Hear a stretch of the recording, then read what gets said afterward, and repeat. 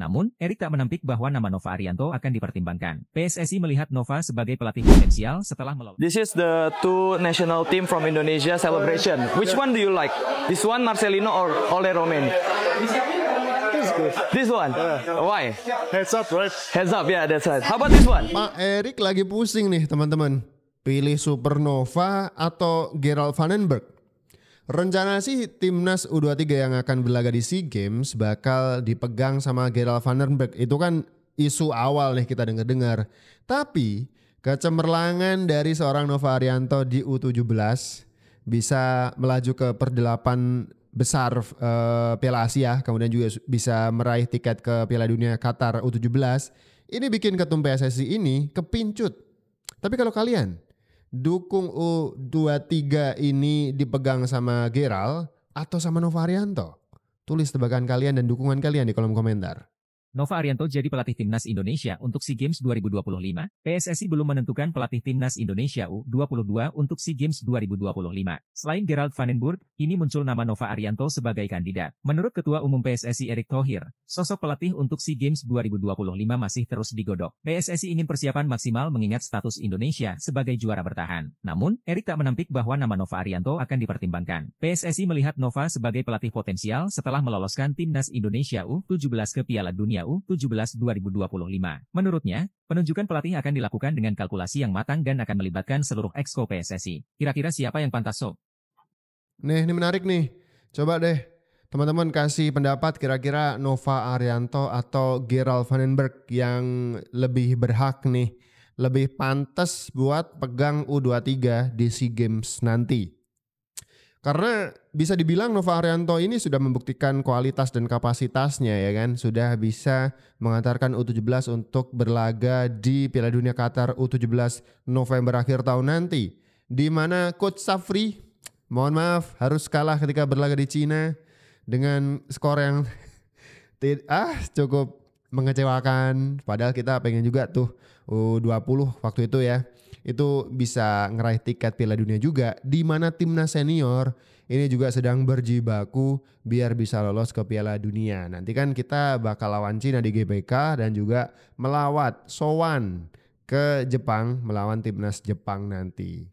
Harapannya timnas senior juga bisa lolos, tapi paling tidak satu-satunya pelatih timnas yang bisa mempersembahkan tiket Piala Dunia, Coach Nova nih. Menurut kalian U23 gimana nih teman-teman?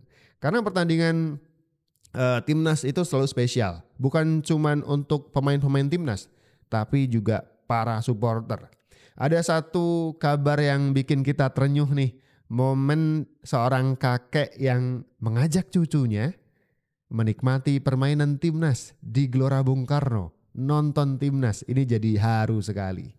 Auto nangis, inilah momen supporter timnas bantu seorang kakek abadikan momen bersama cucunya di GBK. Ceritanya di laga lawan Bahrain, ada seorang kakek bersama cucunya nonton timnas. Di momen itu, awalnya sang kakek videoin cucunya di GBK menggunakan HP kameranya yang blur dan kurang jelas. Seorang fans bernama Audrey Jesselyn pun berinisiatif membantu sang kakek dan cucu mengabadikan momen agar keduanya punya kenangan. Menggunakan HP pribadinya, dia memotret foto sang kakek bersama cucunya. Usai dikirim lewat WA, kakek dan sang cucu terlihat begitu bahagia. Oh,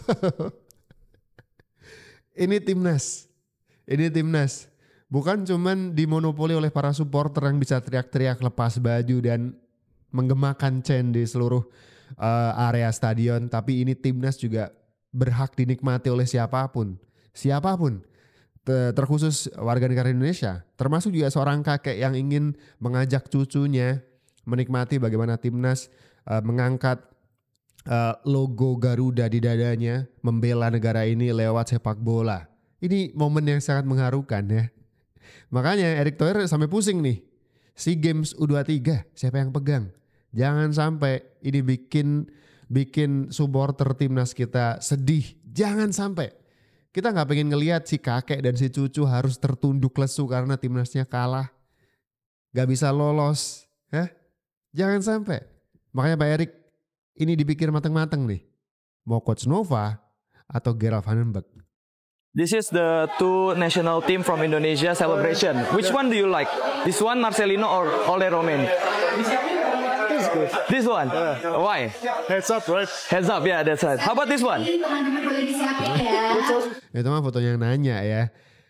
Kemarin ada parade Piala Champion yang diarak ke beberapa negara, dan kemarin kebetulan jadwalnya Indonesia untuk menjadi tuan rumah piala, bukan championnya, Piala Championnya doang gitu, pialanya gitu. Yang kemudian diarak oleh Bastian Schweinsteiger bersama dengan Nani kemarin datang ke Indonesia. Ini ada yang lucu nih.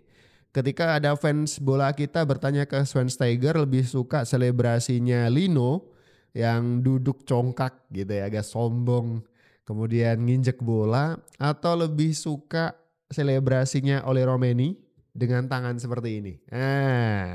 Ternyata Bastian Schweinsteiger lebih suka selebrasinya oleh Romeni karena itu kode head stop gitu ya. Gak boleh kepala menunduk lesu, kecewa, harus heads up. Mau kalah mau menang, kita harus tetap tatap masa depan, laga-laga selanjutnya dengan kepala menengadah. Ya kan? Dengan berani itu maksudnya. Bagus tuh filosofinya. Wow, inilah 11 pemain terbaik dari timnas ASEAN All Star untuk menghadapi Manchester United. Teman sekalian, langsung saja kita lihat 11 pemain terbaiknya.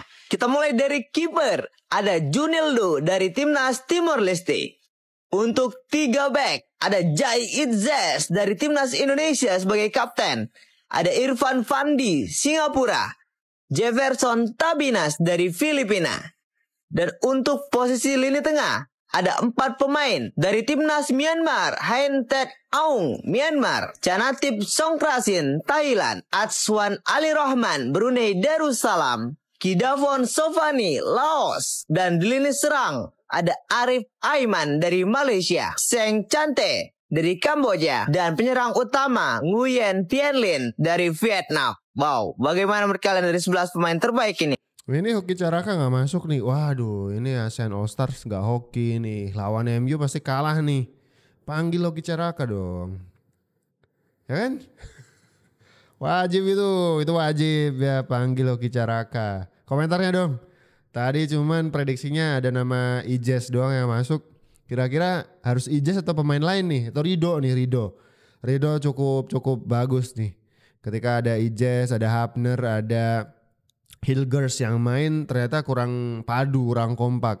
Tiba-tiba ketika Hapner, Ijes, dan Rido dipakai, Rido ini kayak pasak gitu. Dia tuh bisa bikin semuanya tuh padu, kompak, dan tidak bergeser. Solid serius, ya kan? Komentar kalian deh, kira-kira udah tepat atau harus ada koreksi ini? Atau bukan cuma satu pemain aja yang dipanggil, 2 mungkin ya, 2. Ada yang tahu gak sih ternyata status Sandy Walsh di Liga Jepang bukan pemain asing loh. Oke. Lah, kok bisa Min? Kan dia bukan warga lokal Jepang. Sini deh, langsung aja Mimin Corner Spill. Jadi ada regulasi dari Liga Jepang atau J-League yang sangat menguntungkan pemain dari Indonesia kayak Sandy Walsh. Jadi Sandy Walsh sendiri baru aja pindah ke Liga Jepang buat ngebela Yokohama F. Marinos. Nah, ternyata status dia nggak dianggap sebagai pemain asing loh. Kok bisa ya? Alasannya karena J-League nerapin aturan khusus sejak 2019, di mana tiap klub bola dibebasin jumlah batasan kuota pemain asingnya. Sebelumnya mah, tiap klub cuma bisa diperkuat 5 pemain asing, yang salah satunya diisi kuota pemain dari Asia. Nah, sejak 6 tahun lalu, Liga Jepang ngebebasin jumlahnya, dengan syarat hanya ada 5 nama yang dimasukin ke dalam skuad yang bertanding. Aturan khusus yang nguntungin pesepak bola tanah air, berlaku bagi J-League Partner Nations atau GPN, yaitu yang didedikasiin buat negara-negara yang kerjasama bareng Jepang di bidang sepak bola. Pada musim 2021 ada 8 negara tuh yang masuk ke GPN, salah satunya King Indo. Sisanya ada Thailand, Vietnam, Myanmar, Malaysia, Kamboja, Singapura, dan Qatar. Keuntungan yang dimaksud ya para pemain bola dari negara anggota tersebut punya kebebasan buat berkarir di Liga Jepang. Gitu deh alasannya. Kenapa Sandy Walsh bisa dianggap pemain lokal di antara rekan-rekan Jepangnya? Oh iya, dan pemain dari negara anggota ini nggak termasuk ya ke dalam syarat batasan 5 pemain asing yang baru berjalan pas 2019 tadi. Berarti hal ini berlaku juga buat Pratama Arhan pas doi main buat Tokyo Verdy dan Justin Hubner pas ngebela Cerezo Osaka. Nah, gimana informasi tadi? Menarik gak? Kalau iya, coba dong Sport Lover saranin topik lain buat Mimin bahas selanjutnya. Oke, menarik nih. Ternyata nggak termasuk kuota ya. Untung udah masuk ke Indonesia. Coba kalau nggak batesin itu, ya kan? Oke, gitu dulu informasi kali ini. Jangan lupa untuk di-subscribe channel ini. Kita nantikan video selanjutnya. Kita bahas informasi lainnya dari sepak bola Indonesia dan juga tim nasional. Ciao.